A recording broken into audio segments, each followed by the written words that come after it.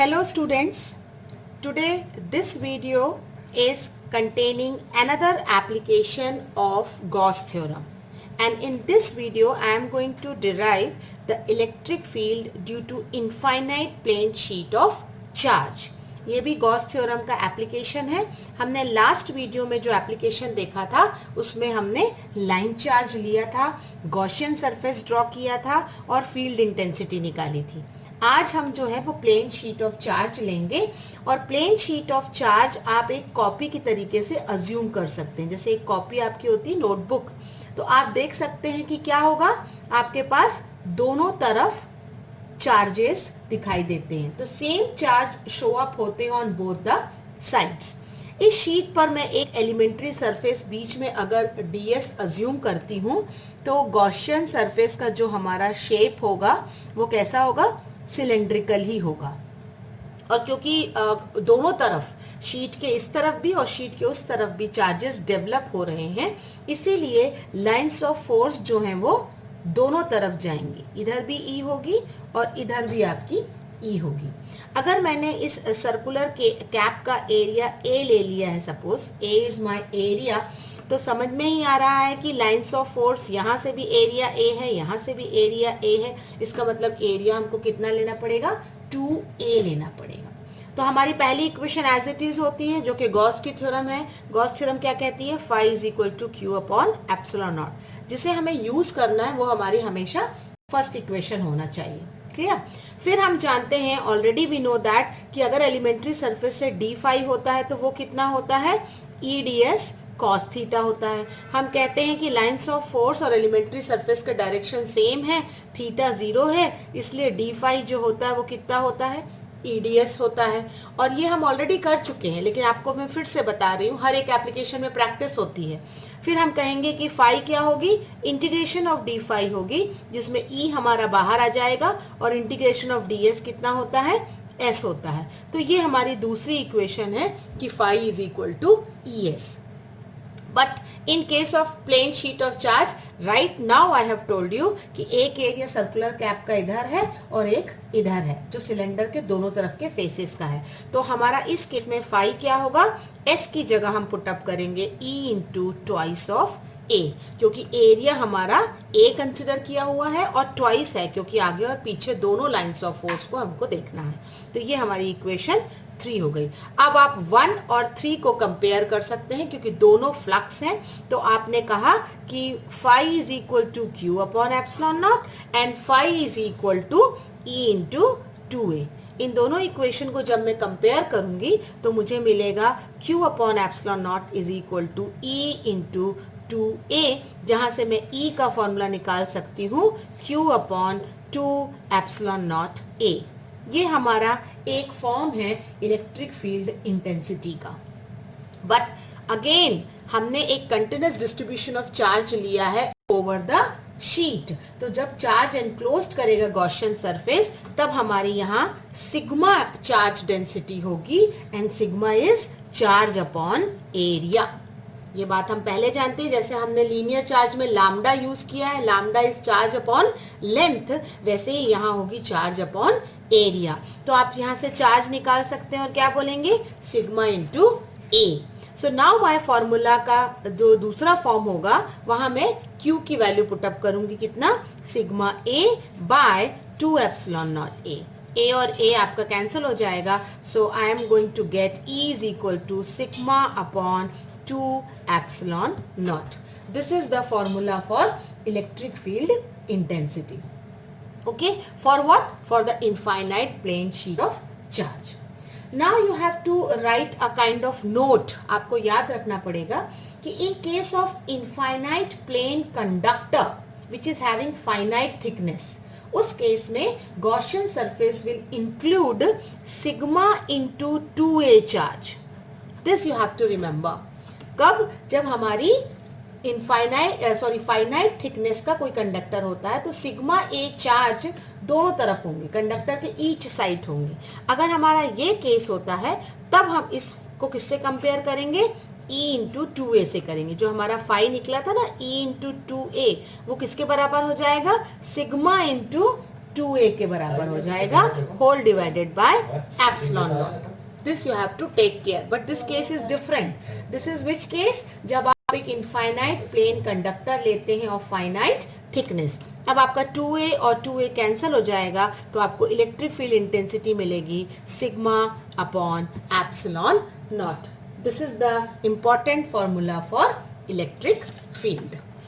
Okay, so I hope it is clear to you. हमने finite plane sheet of charge लिया है, Gaussian surface consider किया.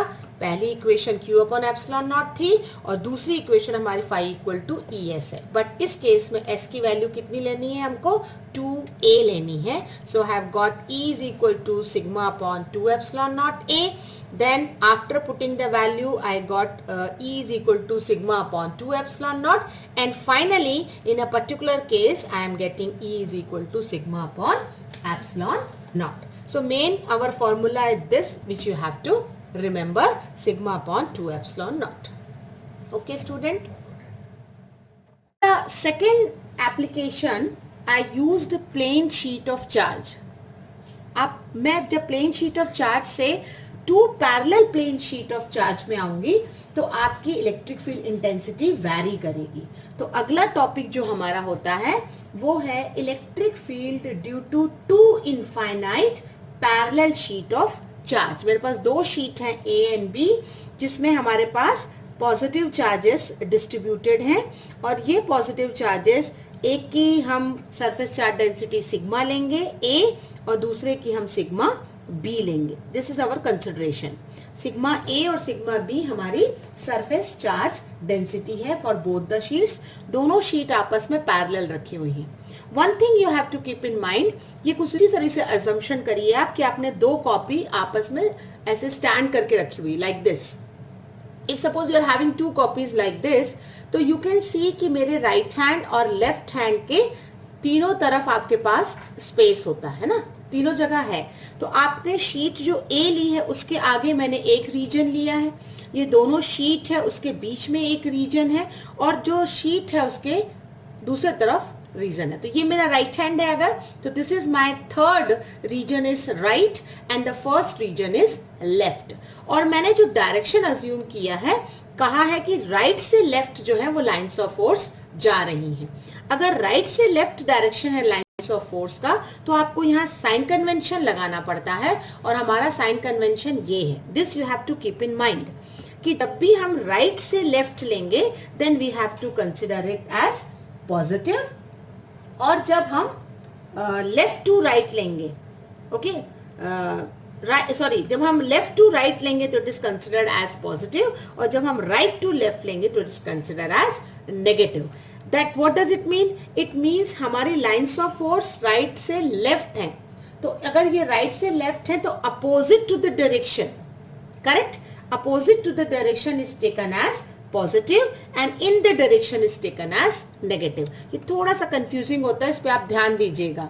मेरी lines of force right से left है, तो इसका अपोजिट क्या हुआ?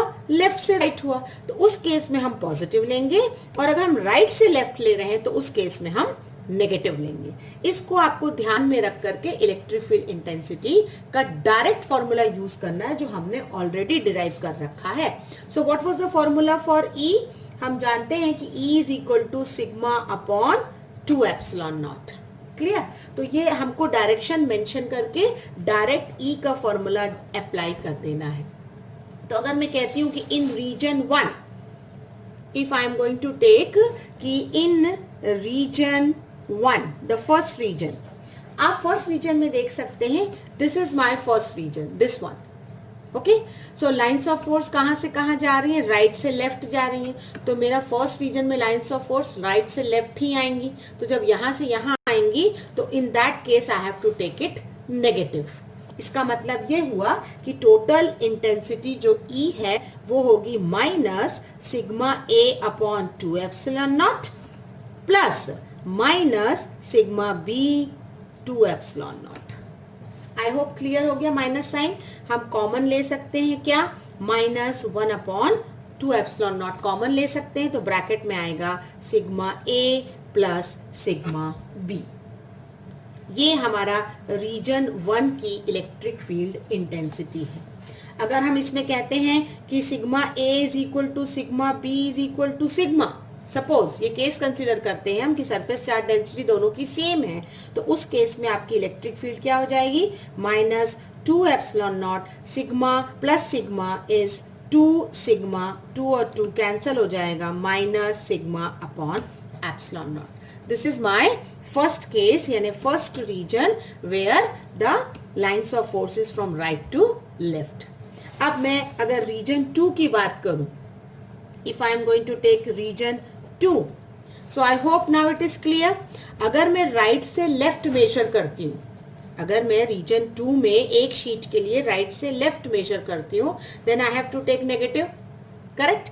लेकिन दूसरा शीट तो इधर रखा हुआ है, तो वो लेफ्ट टू राइट मेजर हो जाएगा, यानी एक मुझे नेगेटिव लेना है और एक पॉजिटिव लेना है, क्योंकि एक हमारे लेफ्ट में है शीट और एक राइट में है जब हम रीजन 2 कंसिडर कर रहे हैं, करेक्ट। तो इस केस में हमारी इलेक्ट्रिक फील्ड इंटेंसिटी E क्या होगी, it is sigma A by 2 epsilon naught, जो हमारा पॉजिटिव होगा यानी left to right, plus minus of sigma B upon 2 epsilon naught, जो हमारा नेगेटिव होगा। नेगेटिव का मतलब राइट टू लेफ्ट, जो हमारा यूजुअल डायरेक्शन कंसिडर है। इसमें भी आप कॉमन ले सकते हैं, कितना, 1 अपॉन 2 एप्सिलॉन नॉट कॉमन ले सकते हैं, तो बचेगा sigma A minus sigma B, correct. अब अगर मैंने कहा कि sigma A is equal to sigma B is equal to sigma, तो इस केस में हमारी इलेक्ट्रिक फील्ड इंटेंसिटी कितनी हो जाएगी, 0 हो जाएगी, अगर हम सेम चार्ज डेंसिटी की 2 शीट लेते हैं। तो ये बात आपको ध्यान रखना है कि इस केस में अगर sigma A is equal to sigma B है, तो 2 शीट के बीच में हमारी इलेक्ट्रिक फील्ड नहीं होती है, करेक्ट। अब हमारा आया कौन सा रीजन, तीसरा रीजन आया। इस रीजन में देखिए दोनों शीट कहाँ चली गई हैं हमारी, दोनों शीट हमारी हो गई हैं किस तरफ, लाइंस ऑफ फोर्स जो होगी हमारी लेफ्ट टू राइट आएगी। अगर हमारी ये दोनों केस लेफ्ट टू राइट आती है, यानी हमारी दोनों इलेक्ट्रिक फील्ड कैसी होगी, पॉजिटिव होगी। तो हम रीजन 3 की अगर बात करते हैं, तो इलेक्ट्रिक फील्ड E क्या होगा हमारा, sigma A upon 2 epsilon not plus sigma B upon 2 epsilon not. दोनों हमारी इंटेंसिटी ऐड हो जाएगी, हम फिर से कॉमन ले सकते हैं 1 अपॉन 2 एप्सिलॉन नॉट, तो ब्रैकेट में क्या बचेगा, sigma A plus sigma B। इसमें भी अगर हम स्पेशल केस लगाते हैं, तो इस केस में हमारी electric field intensity sigma A plus sigma B, दोनों क्या हो जाएगा, सिग्मा प्लस सिग्मा 2 सिग्मा, यानी 2 कैंसिल हो जाएगा, and sigma upon epsilon not. This is one again important formula you got, कि अगर चार्ज डेंसिटी सेम है तो sigma A plus sigma B यानी सिग्मा प्लस सिग्मा 2 सिग्मा होगा, तो हमारा 2 कैंसिल हो जाएगा। I hope again this thing is clear to you.